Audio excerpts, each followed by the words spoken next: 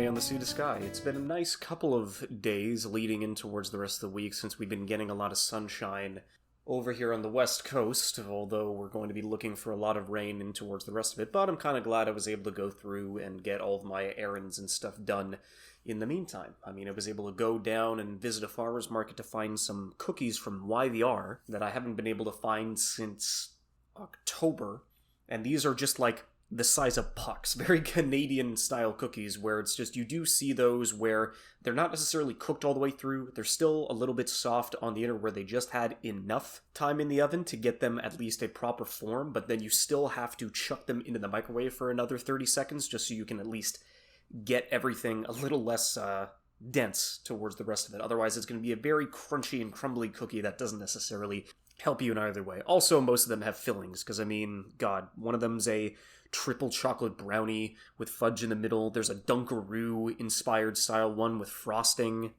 Score peanut butter cookie mix. It's just, oh my goodness, the whole 9 yards. All of them have been phenomenal. And there's, and a tiramisu cheesecake cookie. It's just so delicious. They still do deliver around BC, but that's about it, because it's incredibly tough to find these guys, because sure, they've got a bakery, but they don't have a storefront. They don't have a place that you can physically go to visit. It's just something that you have to go through and order online. Unfortunately, if you order online, the prices are like 1.5 times the amount that you would actually get them in person, but they only go to like a limited handful of events like once every 2 weeks, so it's incredibly difficult to like get them and track them down there. And then on top of the shipping, you're also going to be looking at about like $11 to $12 a cookie, which, to be fair, they are good enough to be that one, but it's also a little more difficult, especially when you're going through and trying to get somebody into that where you have to like buy a batch to make the entire experience worth it. But okay, I'm getting off on a tangent for cookies. They're just so damn good. Most of this week is kind of going to be looking towards a couple of updates, a roadmap of what's going to be happening at least over the next 2 months or so, considering I'm going to feel like I can try something out. I've got enough lined up in a backlog, and especially with the amount of time that I'm going to be getting as these things pop up, might give me the opportunity to go back and do something more along the lines of what I was doing when I ended up starting this podcast to a potential weekly update. But I'm getting too ahead of myself, but I'm getting ahead of myself, so at least now we'll just jump to the news.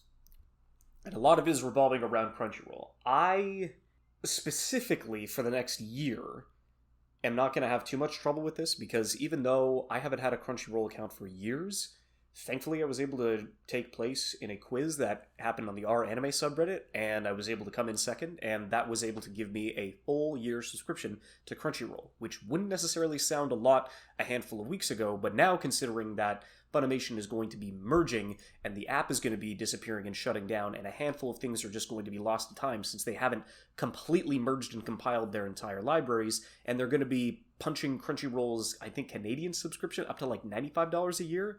I guess that gives me a little bit more of a deal considering what I was able to win, but in all honesty, I would have liked the $100 Sentai Filmworks gift card, because at least that would give me a variety of something that I would actually want to buy and use. But yeah, because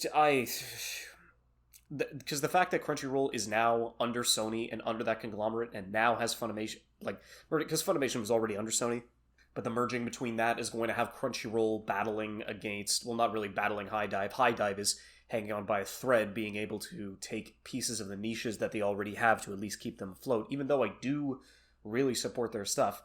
But it's like Crunchyroll, High Dive, Amazon Prime, Netflix, Hulu, and Disney Plus. Like, I understand because they need some little bit more capital to like stand up to the big boys, but like, come on, man. There is no, with all the big boys, there's not really anything. It's just more opportunities for them to not have a monopoly. It's just, they give the illusion that it is a competitive market, and so the bidding wars can at least make the services better for the consumer. But now that these guys have gotten so fucking big, that's just completely out of the question, and we are going to be feeling nothing but pain from them over the next couple of years.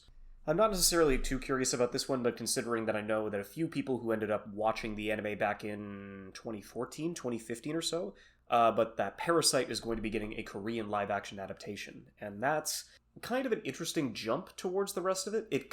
Even though it's been 10 years since the anime come out, and that anime was 20 years after the manga that it was based on finished, it's still kind of crazy how that's the one that some people are still consistently hanging on to, and how they're going to be continuously adapting as the live action anime, not necessarily boom, is going to be like coming into fruition. I do think that a medium that's going to be getting much better live action adaptations for the 2020s is going to be video games, especially with what we've seen from The Last of Us and to a lesser extent D&D. I think that One Piece is definitely an outlier to that one, because it's very rare for a product that massive to still receive a proper adaptation that they deserve. And surprisingly enough, it did end up working out with them in the end, as they're going to be getting a second season, and they have been able to get people who have never even heard of One Piece like into the medium as a whole, and so now they have so many other options to choose from.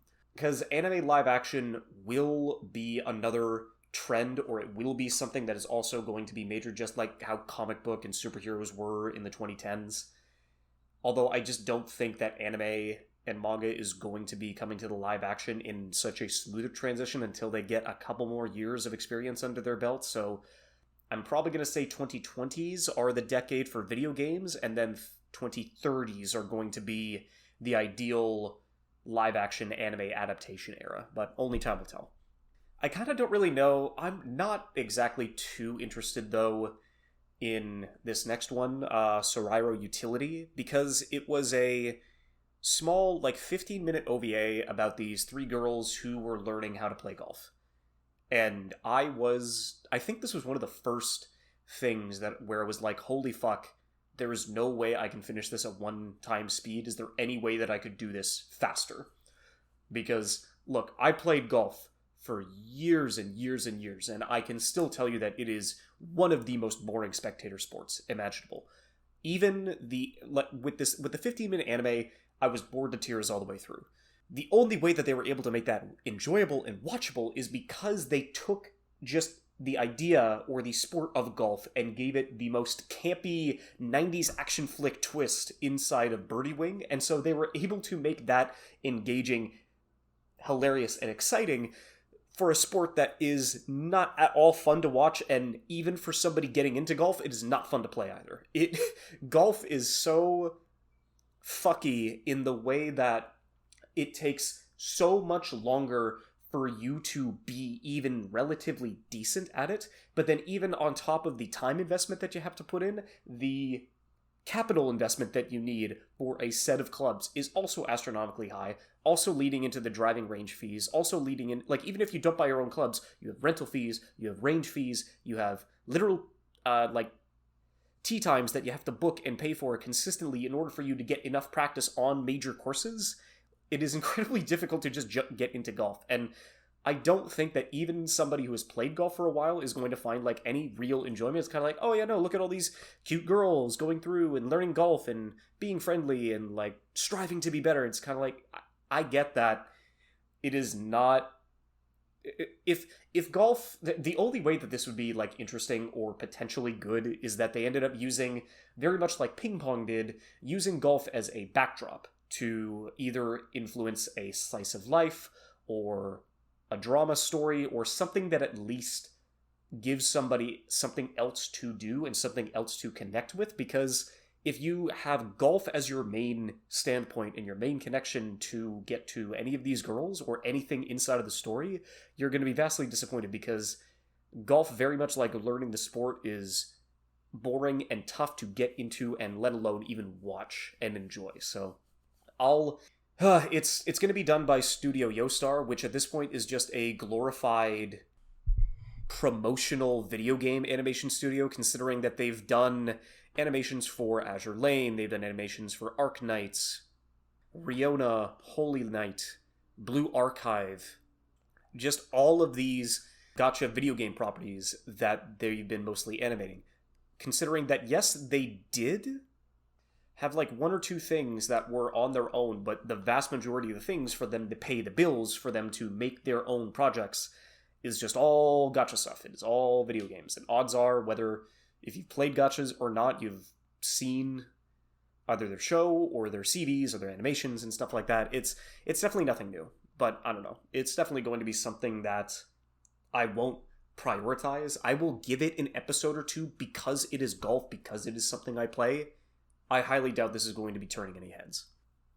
Although something that I was curious about that I just learned popped up today is that Bones, on top of their 25th anniversary with Metallic Rouge that is airing this season, they also have a about 100-minute long documentary about their 25 years as a studio that is now all streaming on Crunchyroll, and so I would definitely go and give that a recommendation, considering that Bones has always been a part of either major releases or very niche stuff and experimental, but always a major part of the animation industry in the 21st century. And so their effect has definitely been something that you have either felt or seen or had the opportunity to experience, so I would definitely go and find the opportunity to give that a watch. Although it definitely seems like Tatsuki Fujimoto, along with his success with Chainsaw Man, is all of his stuff, big or small, is going to be getting adapted. Odds are at some point in the 2020s, because he ended up having a one-shot manga, like a 250-page short story, basically written out, called Look Back, and that is going to be getting an anime film that will be coming out in Japan on June 28th, which is kind of crazy to me, where it's just, yeah, Fujimoto, in his breaks, which to me was crazy because honestly, my favorite side work of his, because I know he's done Fire Punch. Fire Punch was like crazy in its own variety of ways. Look Back is going to be a good movie, like probably just about the 90-minute mark. Which is kind of why I was expecting it to be like a 1 or 2 episode OVA, because I thought they said, oh yeah, it's getting an anime in the beginning. It's like, there's no fucking way there is enough content in Look Back for you to make an animation. It's like, okay, it's going to be film. It's like, all right. This should probably be about, yeah, like not even 90. Call it like 75, 80 minutes. Like this, if you want it to be the right amount of time, it should just be like a sub-hour-and-a-half run, just for it to have enough breathing room to expand upon some of the smaller ideas that he made inside of his short story, but then not long enough for it to be extensively dragged out and for people to get bored. I mean, you're definitely not going to be bored, for sure, in any of Tatsuki Fujimoto's work, but I'm definitely curious to see, now that this has been in production for much longer than we would have expected, definitely going off of the hype about how huge Chainsaw Man was, although I am definitely curious to see if what the reception of this is going to be, because if you want to go in blind, or if you want to go read Look Back in either physical copy or digital, it is all, like, done. He basically just... I can't remember when he dropped this. Hold on. Yeah, because before he even did Fire Punch, he had a handful of one-shots for Sense of Justice, Paper Planes, Clucking Chickens, Kicking in the Schoolyard, which is, like, what the fuck? Sasaki Stop the Bullet, Love is Blind. This dude has been, like, making short stories, like, long before he became an established name. Because it wasn't until he had Fire Punch, which kind of brought people into his works, and then, like, Chainsaw Man since 2018 has put him on the map. And then in the middle of Chainsaw Man Parts 1 and 2, in a gap, he had about 2 years or so where, like, we didn't necessarily know if he was taking a break or if he was trying to expand upon what Chainsaw Man was going to become. I honestly thought that you could have just ended Chainsaw Man at Part 1 and you still would have had, like, a really good open and closed story about a dude who just wants a better life, with everything denying him the chance to do so. And then in between, so it's like, okay, I'm going to plan Chainsaw Part 2. So I'm going to plan Chainsaw Man Part 2. In between that, I'm also going to write Look Back and Goodbye Eri.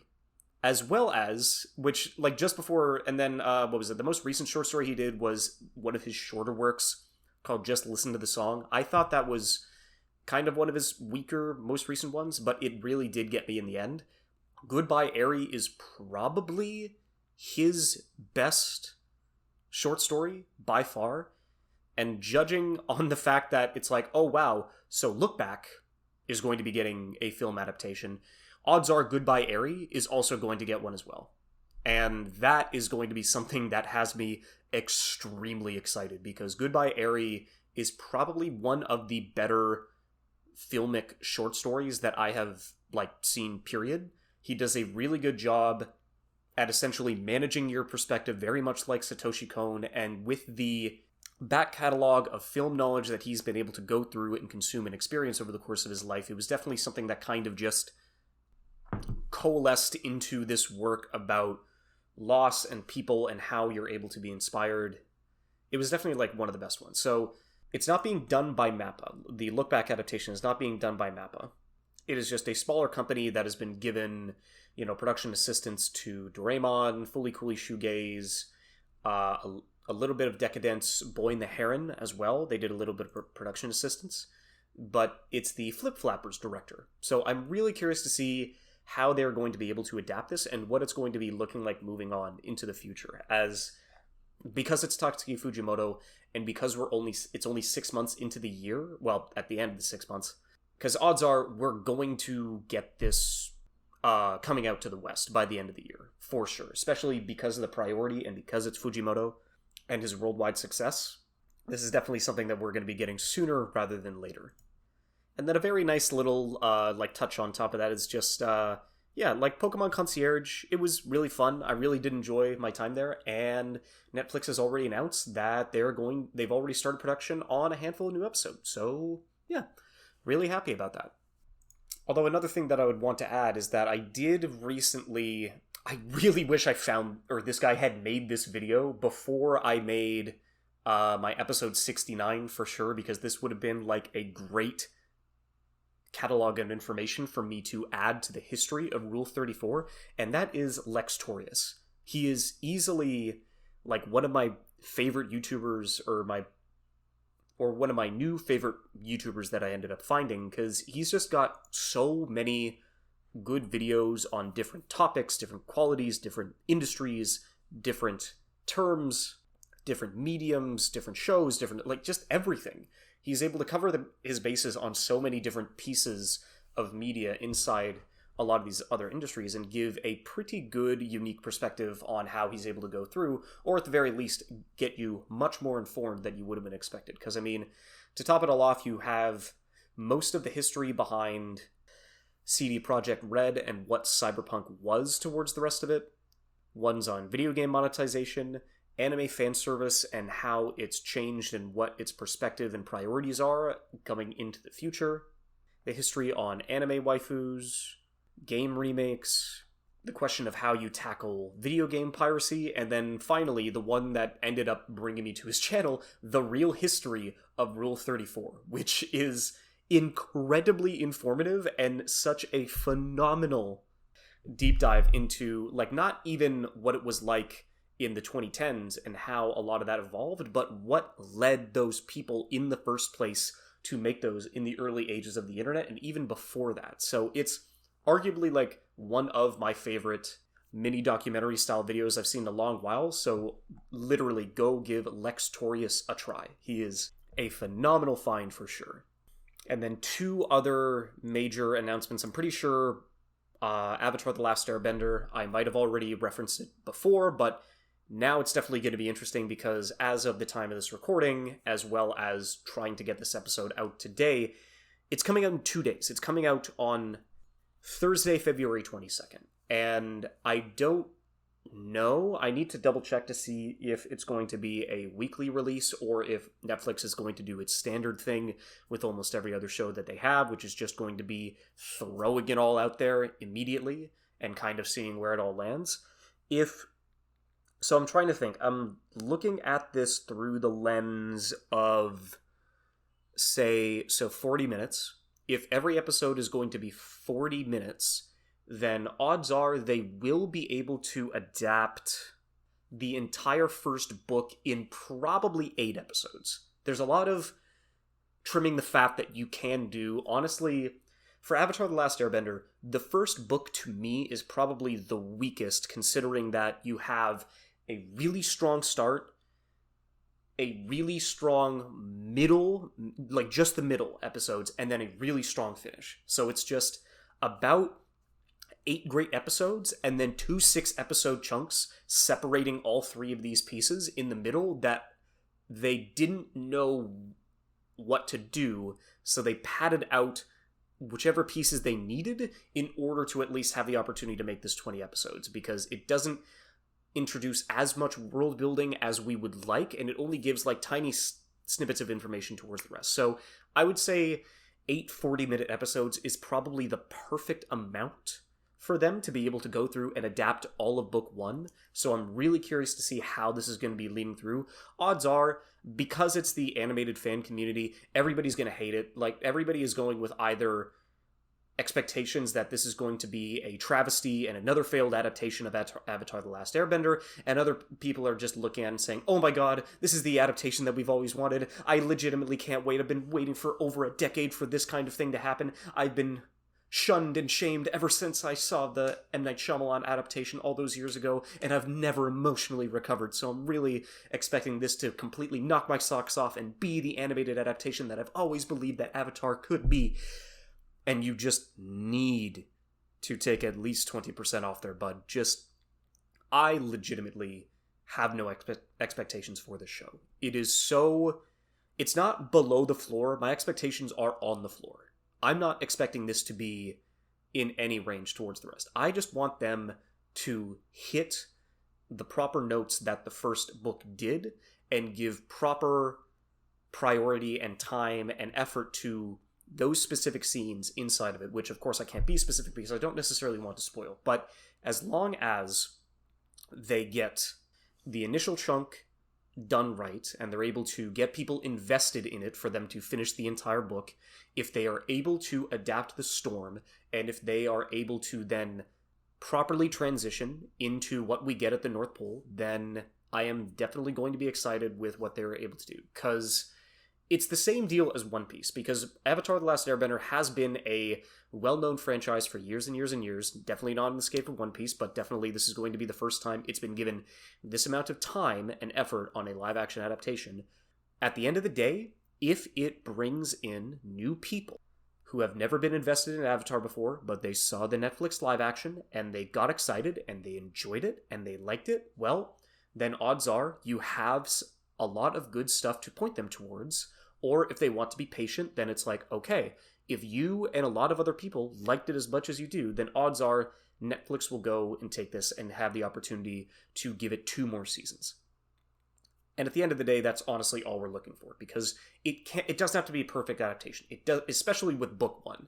All it needs to be is a nice, smooth, energetic adaptation to get people invested into this show. Then you can really shine with books 2 and 3. That's kind of all you need to do. And then besides Airbender getting back to animation, we do have an official release date for the second half of Invincible Season 2, and that is going to be on March 14th. And I am also extremely curious. So this was basically 4 months after the end of the first half of the second season. 4 months, so about the same time that a lot of us weebs wait for a season, about 10 weeks. I don't believe, because this is what I don't believe. If we have already waited this long for the second season, why couldn't they have just held it for those 4 months? Which I understand, time is money. They need to, quote-unquote, remind people that Invincible is still a good show that exists, and I am using my fingers to put heavy, heavy air quotes into, it is a show that exists. And it's just like, I get it. The creative industry is incredibly oversaturated, especially when it comes to animated productions at this point, and you want to have your property, which was a surprise success, to get back out into the cultural mainstream as quickly as possible, just so it is inside of their collective conscious that Invincible is still a thing. 4 months is not even close to a long drag or a wait that people have to go through. This is always the argument that I don't understand, where it's kind of like, look, I understand, time is money. There's a budget. There's a production that needs to go through and consistently be run efficiently, so you're not wasting time and money and resources on this specific project. So anybody who is watching their investment is kind of like, yes, but I put the money in for this production to go. I want it to get out as soon as possible. I get that. You've already invested this much money to get this thing made in the first place, but you're going to put only 4 episodes out, less than a month. It'll be in the collective consciousness for less than a month, and then you're going to delay it for 4 months, which is totally understandable. I'm not marking down the animators or any part of the production staff because animation is really, really fucking hard. It takes a lot of time and dedication and passion for these to get through. And especially because of how much more mainstream animation has been coming, there's a lot more deadlines and a lot more expectations for people in a lot of these productions to go through and shine. But what the top line, what the investors and the producers at the top of it need to go, it's kind of like, dude, you need somebody to just walk up to you and say, we are patient. We are the vocal, it's the vocal minority that is asking, when is it coming out? When is it coming out? We need Invincible. We want season 2. We want it now. We need this to go out yesterday. And it's just, that's what I also dislike is that, dude, you are living in a creative age where you have so much good content being made across every medium. Great films, great shows, great games. You are not going to be slighted or mistreated if a show that you really enjoyed is going to be delayed for 4 to 6 months. I can assure you, you have so much on your backlog to catch up or to rewatch or to do something else. But there is no reason to ask all of these animators and artists and people who are trying to get this production out the door, where is it? I'm impatient, I'm waiting. It's like, you do understand that these things take time. And you have seen so many pieces in film, in TV, in games, that rushing anything is going to severely degrade the product that is made, and then you're going to be angry that you're waiting, and then you're going to be angry that it's unfinished when it gets put out, and then you're just going to still be angry regardless about what next product is going to be around. And then you're going to be angry at them, and then you're going to blow up at them on social media, and then you're going to make them feel like garbage. And then you're just going to forget about the entire drama and the rest of it and move on to another piece of media within a week. And so all you've done is harass and degrade all of the hardworking people that ended up making the thing that you enjoyed, and you have little but nothing shit to say to them. And then the cycle just goes to continue, because it is not their fault. It is the deadlines and the constraints and the crunch in every creative industry that is happening right now that is the reason for the majority of these things to either fail or not live up to the astronomical expectations that every quote-unquote fan of this work has been going through and setting themselves up for. Yeah, so sorry about that tangent, because it's just, I don't know, everything related to this is all just down to patience, especially with how overworked and understaffed a lot of these productions are, regardless of where they are in the world, regardless if it's animated or live action or just anything. There is so much crunch and there is so much strife and pain for these productions to get made in the first place. Because nobody wants to make a bad product. Nobody sets out to make a bad product. They just set out to try and match the guideline, the expectations that they have been set up so they can at least get this project done.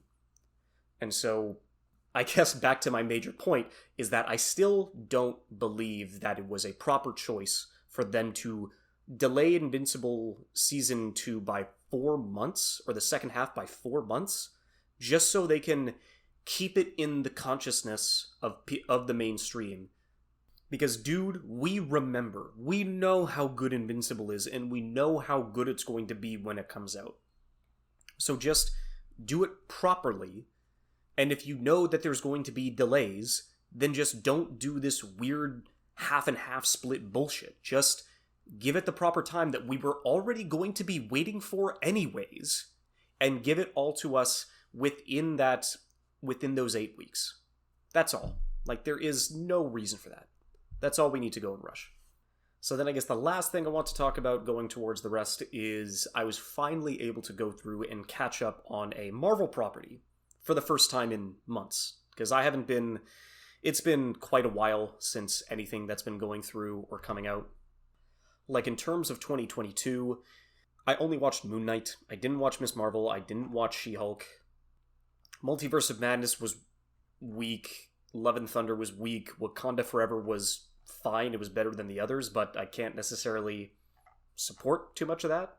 I didn't watch Echoes, and I also didn't watch the Marvels. Like, it's just, it's tough to keep up with just all of it as of late. But I really did enjoy Loki Season 1. And because of the Deadpool 3 Super Bowl ad, seeing the TVA in that ad, I'm like, okay, if there's anything that I actually need to keep up to a movie that I do want to watch, is that, alright, Loki Season 2 has been out for months. I finally need to go through and give it a watch, because if the TVA is involved, I might as well be caught up all on Loki just to see the rest of it. And I really did enjoy this second season. It has been quite a while. I do think that it would have just been a little better for me to at least rewatch the final episode of Season 1, because after it being out for quite a few years, and then immediately, like, there is no gap jumping in between Season 1 and 2, you are basically immediately thrown back into the new conflict that just got reintroduced, because there is just no gap between the time of Season 1 and 2. Like, you are just consistently moving forward. And it's like, the journey that Loki goes through, which in this case would have only been like a handful of days in real time, is just crazy. And so at the very least, at the end, just at the end of this episode, I will be spoiling a few major points for Loki Season 2. I do recommend going to watch this blind, because I really did enjoy the second season, and I really think that it was a proper Disney production that actually was given the time to go through and be fleshed out leading into the future. So now for my thoughts on the second season, it is crazy thinking about Loki's journey since, Thor 2009, 2010, to where he is now is fucking insane.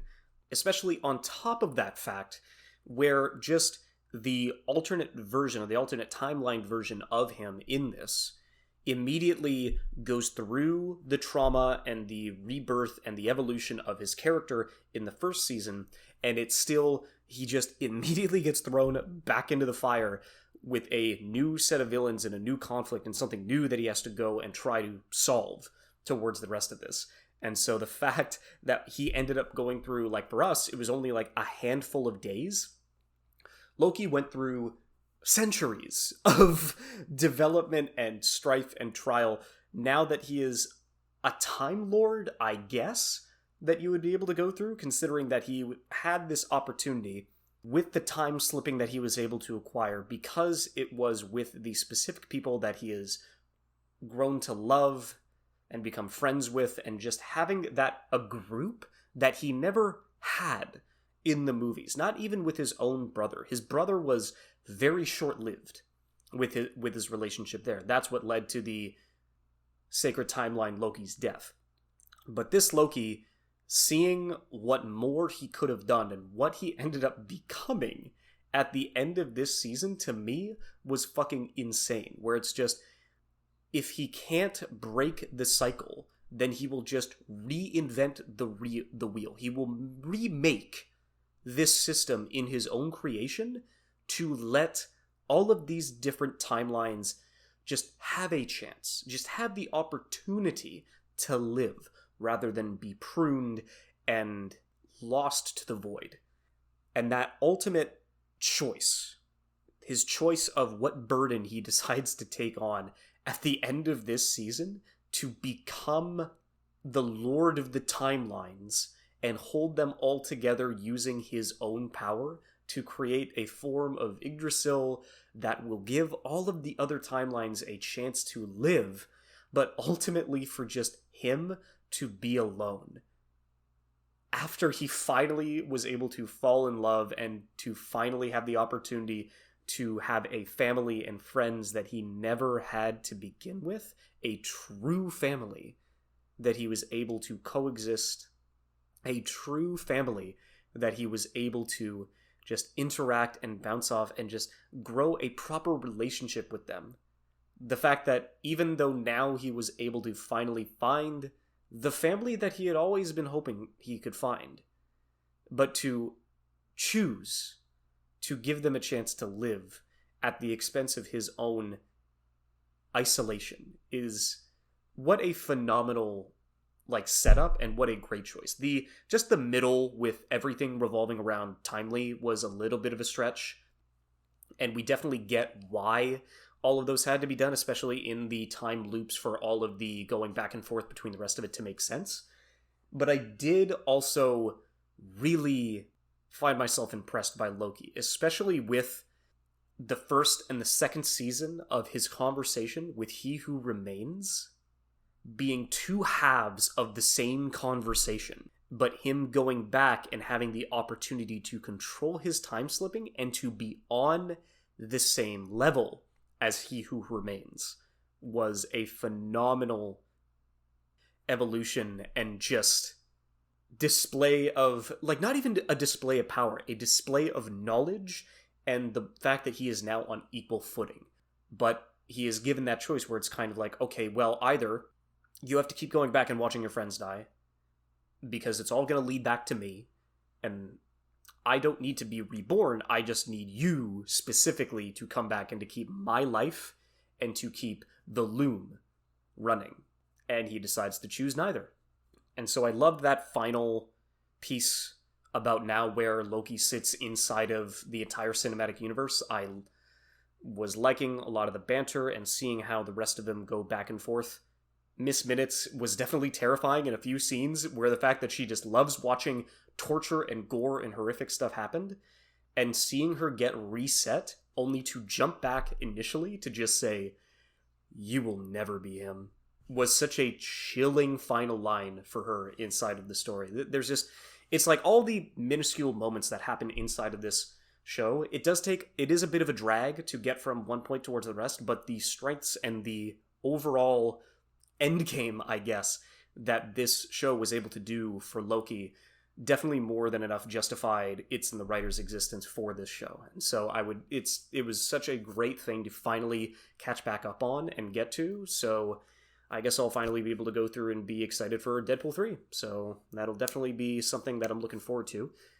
Like I said at the beginning of the episode, the next 2 months are definitely going to be interesting. There are going to be a couple of changes. I'm going to be going back up the sea to sky a couple of times. I'm going to become a hermit for the first time in a few years again, and so I'm definitely curious to see how the rest of that's going to go, and if I can even make that happen, even though I have a backlog of more than enough ideas for me to keep that show running.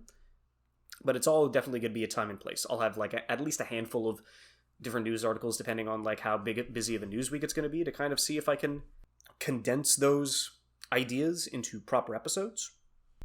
But at the very least, it seems like I'm going to have quite a bit of time on my hands to see what I'm going to be able to do and where I'm going to be in the spring for quite a few things. But yep, we're just going to have to wait and see how the rest of that plays out. So cheers, have a good one.